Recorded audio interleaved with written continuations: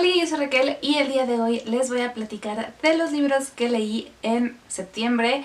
Este va a ser el único video de este especial en el que no hable de cuestiones temáticas.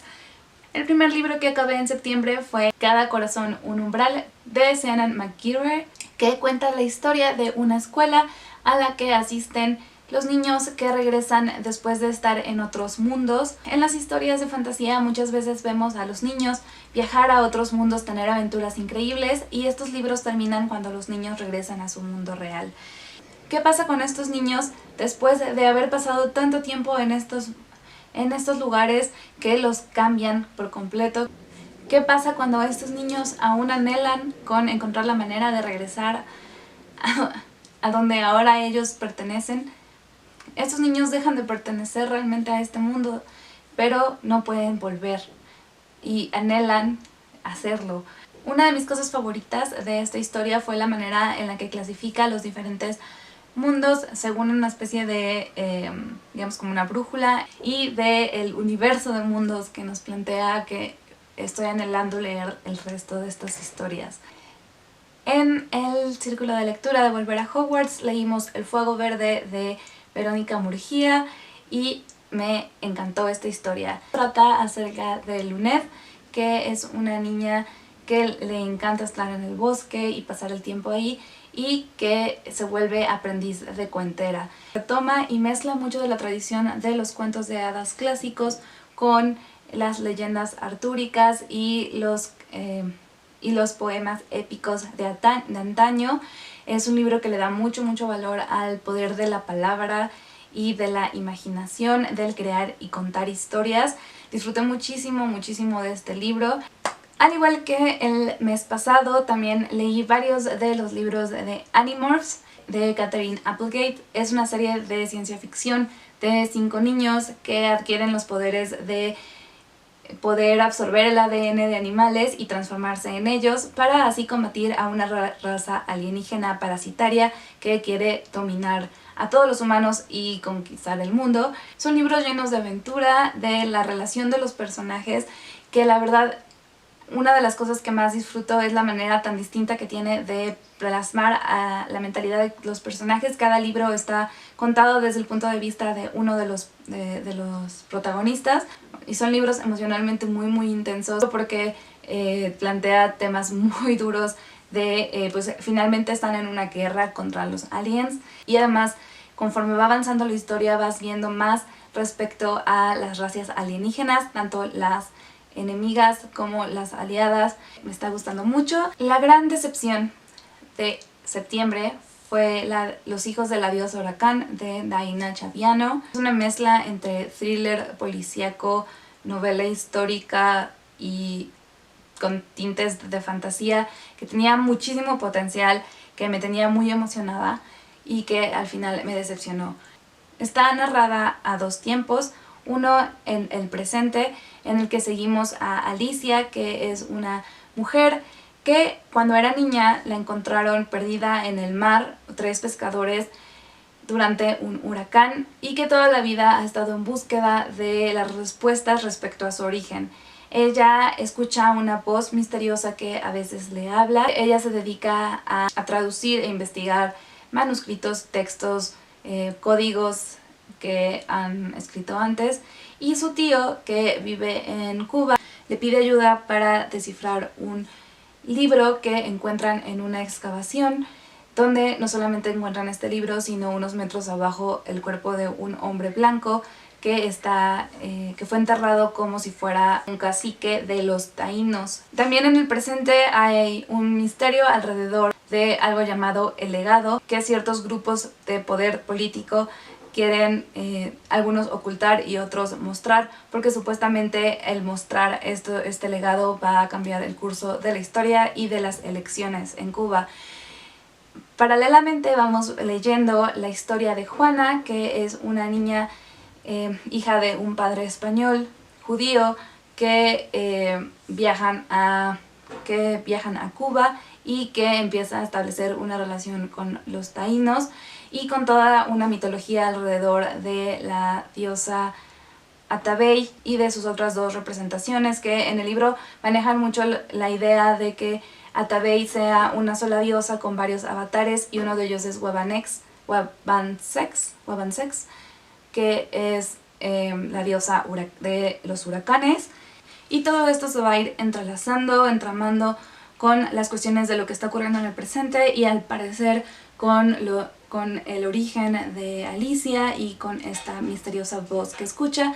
Y la verdad es que todo en sí tenía como mucho potencial para hacer una historia maravillosa, pero creo que se quedó muy corta Daina al escribirla. Y digo corta no porque sea corto el libro, de hecho es extensísimo, son más de 700 páginas, de las cuales le sobra como la mitad, porque siento que no llega a ningún lado en realidad. La historia del pasado y de Juana y los taínos y demás es interesante, tiene ahí sus detalles que no me agradaron, pero estuvo interesante de ver. Sin embargo, en el presente era como una especie como de misterio al estilo El Código Da Vinci, bueno, es que es mi referente, porque es lo único que he leído como del estilo, que al final me decepcionó mucho el desenlace que tiene con eso. Deja muchas cuestiones abiertas que no llegan a ningún lado y presenta muchos personajes también que pues no tienen sentido de estar ahí. Aunque está muy bien escrito y tiene muchas cosas interesantes, al final me dejó muy decepcionada. Afortunadamente esa fue la única decepción del mes, porque también leí libros muy buenos como En el tiempo de las mariposas, que fue el libro del mes de libros difortipos y que cuenta la historia de las hermanas Mirabal. Es una novela histórica, pero que la misma autora reconoce está muy llena de cuestiones imprecisas, pero que es más bien como lo que la autora imaginó respecto a la vida de estas mujeres. Las hermanas Mirabal fueron 4 hermanas que vivieron durante la dictadura de Trujillo y que estuvieron involucradas en la revolución y que fueron asesinadas, 3 de ellas, justamente por el estar involucradas pues, en los grupos revolucionarios, y su muerte fue un gran factor para que por fin se pudiera quitar del poder a Trujillo, pero también fue algo muy triste y doloroso en la historia. Esto ocurrió el 25 de noviembre y a raíz de eso es que el 25 de noviembre se celebra el Día en contra de la violencia de las mujeres. Y bueno, son personajes históricos que existieron y que fueron muy importantes. En esta novela nos va platicando de su vida, de sus deseos, de sus sufrimientos y de sus motivaciones y de su relación de familia, de su relación de hermanas, de su relación también con sus parejas. Y aunque sabes en qué va a terminar la historia, es bonito conocerlas. También leí Cómo acabar con la escritura de las mujeres de Giovanna Rus. Esta es son unos ensayos respecto a los diferentes mecanismos que han usado los hombres y bueno, el canon para invisibilizar el trabajo literario de las mujeres, aunque también roza un poco en las mujeres en general en otros ámbitos artísticos. Analiza pues muchas de algunas cosas que ya conocemos, ¿no? Como el clásico decir que no lo escribió esa persona sino a alguien más, algún hombre en su vida, o decir que no es tan bueno porque lo escribió una mujer, o decir que es la excepción a la regla, digamos que solamente tiene un buen libro, o lo difícil que es a veces encontrarlo en las librerías.